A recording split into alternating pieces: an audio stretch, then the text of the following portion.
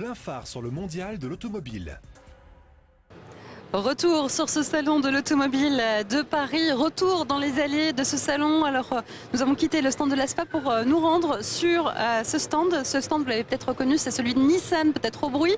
En tout cas, sachez que ici nous accueille Oriane Tamburini. Oriane Tamburini, bonjour et merci de nous accueillir. Bonjour. Alors, on va parler avec vous nouveaux équipements et équipements des véhicules, notamment équipements de la Nissan Leaf, parce qu'elle propose pléthore de choses à faire, en fait, à piloter.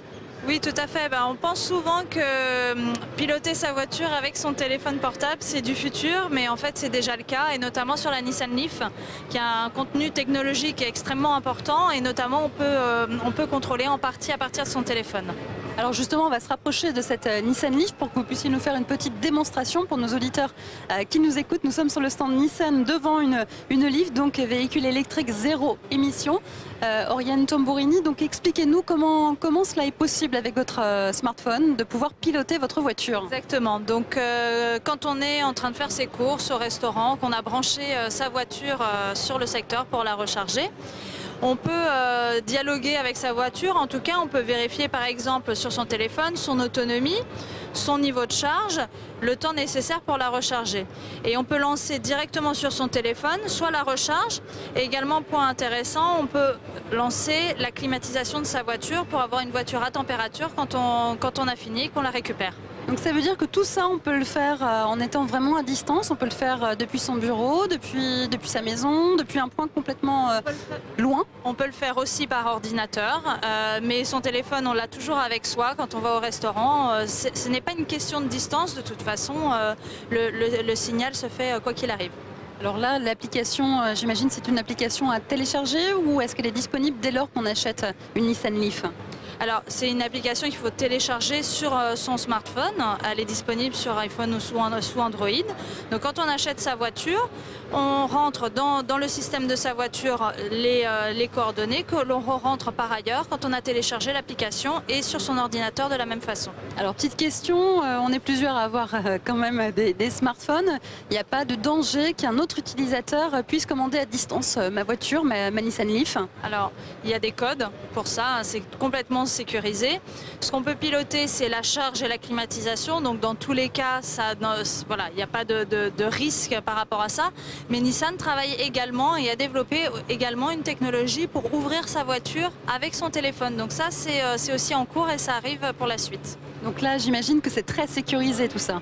Oui, bien sûr, on y a pensé et c'est bien sûr extrêmement sécurisé. Alors dans ce qui est disponible là, est-ce que vous pouvez nous faire une petite démonstration? On est devant la voiture, vous avez votre smartphone à la main, voilà. Et là, dites-nous ce que vous allez faire. Donc quand on accède sur l'application, c'est simple. Donc là, on vient d'arriver sur l'application, on voit où on en est. Si jamais on estime que pour rentrer chez soi, par exemple, l'autonomie n'est pas suffisante. Alors là, on voit sur l'écran, on voit qu'il nous reste 49 km et on est à peu près en niveau de charge à la moitié, c'est ça? Là, on est un petit peu moins de la moitié, de toute façon.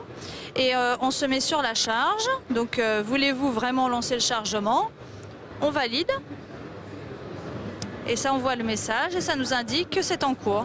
Et donc, on peut revenir sur la page d'accueil régulièrement pour vérifier la progression. Et quand on a atteint le niveau d'autonomie suffisant, on peut se rediriger vers sa voiture et repartir. Quelles dispositions il faut avoir fait au préalable pour que ce soit possible? Il faut avoir branché sa voiture avant?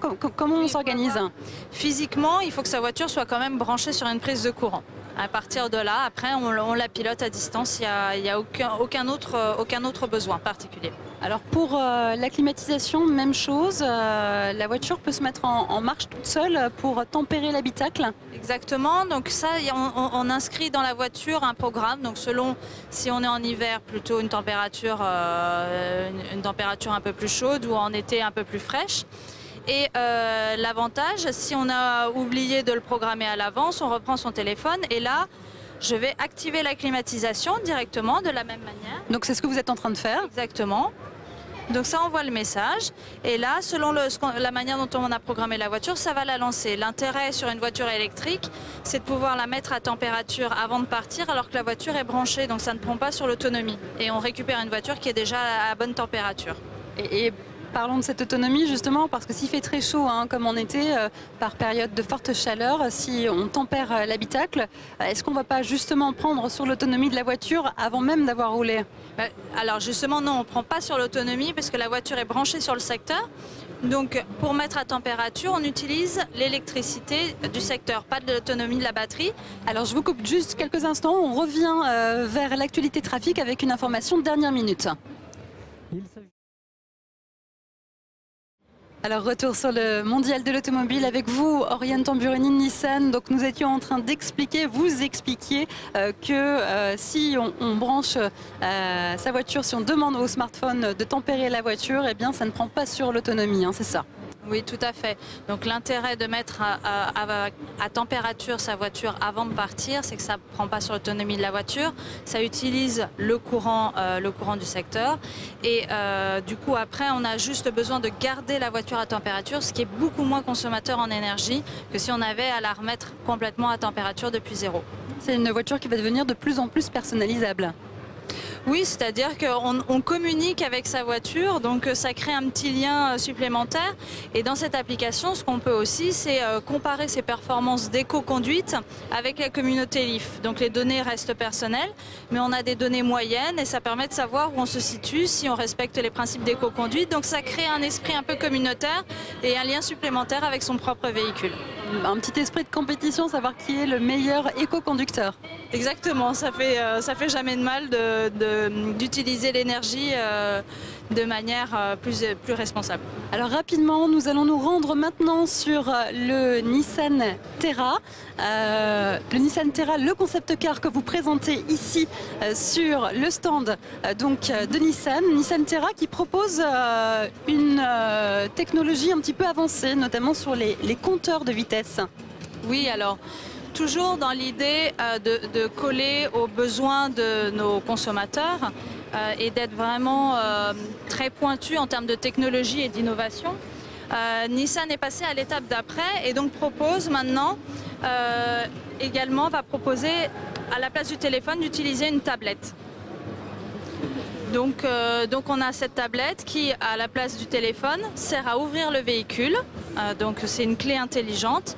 Et une fois qu'on l'installe dans la voiture, elle reprend carrément le tableau de bord et les compteurs du véhicule, elle les relie directement à la voiture et ce sont les compteurs kilométriques du véhicule qui apparaissent. Donc ça, c'est incessamment sous peu, là, cette tablette qui va être au milieu du véhicule. Ça, c'est applicable, on va dire, assez rapidement. L'avantage de ce concept, c'est de pouvoir montrer toutes les capacités d'innovation de la marque, mais ce sont des choses qui sont réalisables dans un futur relativement proche. Un futur proche, donc nous aurons peut-être l'occasion de découvrir, si ça se trouve, lors du prochain mondial de l'automobile d'ici 2 ans. En tout cas, merci Oriane Tamburini de nous avoir présenté ces innovations. Je vous donne rendez-vous pour le prochain Plein Phare, l'émission à 16 h sur notre antenne. Stéphane Chabrier recevra Frédéric Charon de Forestia. Retrouvez également ces émissions Plein Phare du mondial de l'automobile sur autorouteinfo.fr et sur les réseaux sociaux. Et n'oubliez pas de donner votre avis sur ces véhicules. Est-ce que vous êtes prêts à les payer un petit peu plus cher pour bénéficier de technologies dernier cri? Rendez-vous sur notre page Facebook pour y répondre. Tout de suite, c'est l'actualité trafic.